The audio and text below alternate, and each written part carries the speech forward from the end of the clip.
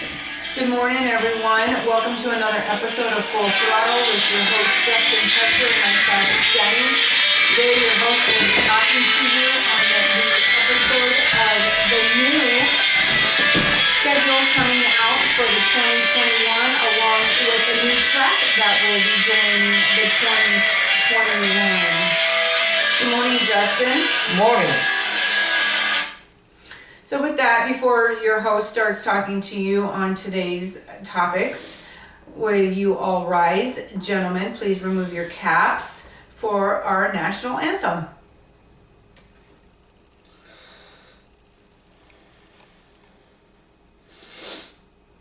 I certainly want to invest in community college, trade schools, where you can earn while you learn.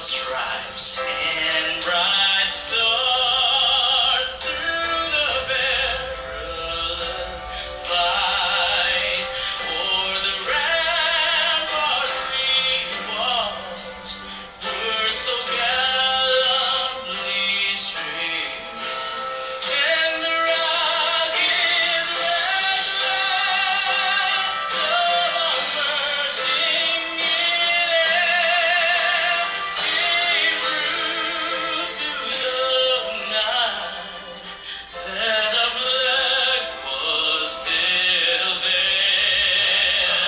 Oh, say does that star-spangled banner yet wave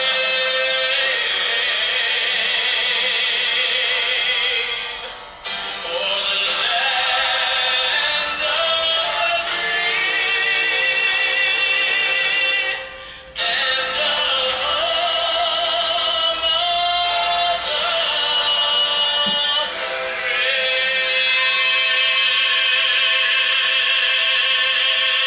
home of the brave.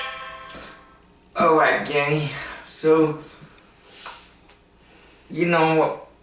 we've said it time and time again, and I told our viewers a lot what's going to take place, have I not, Yes, you have. over the past couple weeks, months, remaining in the season.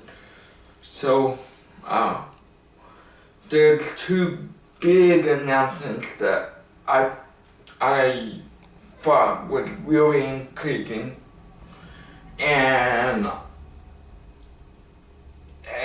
there's a lot of dominoes that with these two announcements that have fallen. Let's start with the Houston Circuit of the Americas. I think I said their name right. Correct me if I'm wrong, Ryan Dye, or whoever. But with that workhorse being added, it's I don't know what other NASCAR fans have bought of workhorse racing. NASCAR these days have tried to give the fans what they wanted, in my opinion, and this is football, so it's good for you and I to have our opinions. Workhorse racing is okay in my view of workhorse racing. NASCAR said back in 2019 that they would consider revamping their schedule in 2021. Coming up here back in 2019, they said that. So what they have done is basically did that with and the Houston road course.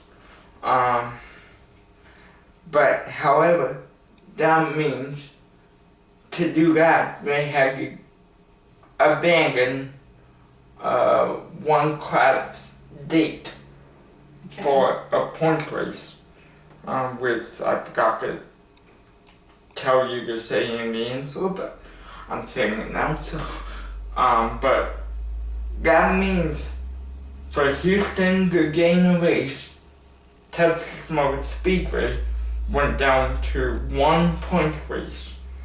But I think they did that, and I've heard, and it's been confirmation, that in place of them losing the state for Texas Motor Speedway so Houston could gain the state, they get the All-Star race next year. Automatically, they get the All-Star race automatically because they have to lose a date since they're Well, playing in Houston. That's what NASCAR did, that's the compromise they did for Texas Motor Speedway. But Houston, there was Tom Stewart tested on that workhorse a while back. Can't remember if it was before or after he retired. I believe it was after he retired he offered to do that. And Tom Stewart, being a 2-time champion, liked what he felt and said to NASCAR, there's plenty of opportunities for people to pass, for people to get aggressive, and he thought it would be a real good fit for NASCAR. However, once again, that means somebody has to drop a date, and that someone once again was Texas Motor Speedway, so Houston could gain this race. So it's yet to be seen if this was a great move, but NASCAR is lifting the schedule. There's plenty more announcements to come out over the next month and a half. This is the wild part of the season where announcements happen. So like Denny Hamlin and Michael Jordan and Bubba Wallace, they're teaming up to run a NASCAR team next year. And I just think that it's a great move for Bubba Wallace's career. Bubba's been in the news quite a bit this year for different things. But that being said, for him to get this opportunity, Michael Jordan has been to NASCAR races before, and this topic was supposed to be brought up last week, but the thing that's most interesting to me is the fact that they were saying that this deal came together so fast. There is a team just spending at the end of the year, they have picked up their charter or their rights to be locked into the field for the beginning of 2021. Otherwise, that team would have to qualify on time when they go back to qualifying after the pandemic. but that's yet to be seen if everything's going to be going back to practice qualifying racing. Yeah, Um, telling when, or if it will, yeah, yeah. it's yet to be seen. But I mean, Bubba Wallace, I feel like this is going to be a facelift for his career. He's got good backing by Danny Hamlin. I'm sure those two will work together as teammates. Car owner, driver, Michael Jordan is supposed to be majority owner of the team with partnership from Danny Hamlin. This was only possible because Danny made sure that NASCAR knew it wasn't going to be a fifth Go Gibbs car. I said last week how teams are only allowed 4 cars to a stable, at least before anything else. I said that last week. Jimmy, stay on. So, but anyway, I thought this would be good for Bubba's career. Sponsor, Crew Cave, the whole team hasn't been announced yet, but at least we know where Bubba's going. And at least I feel pretty confident that, and Michael Jordan said this, he plans on coming in and winning right away. He's not going to take not winning very lightly. Yeah. As he owns a basketball team. So he's got a lot of expectations. Felt like Bubba was the obvious choice for one reason or another. Danny Hamlin and Michael Jordan have been good friends.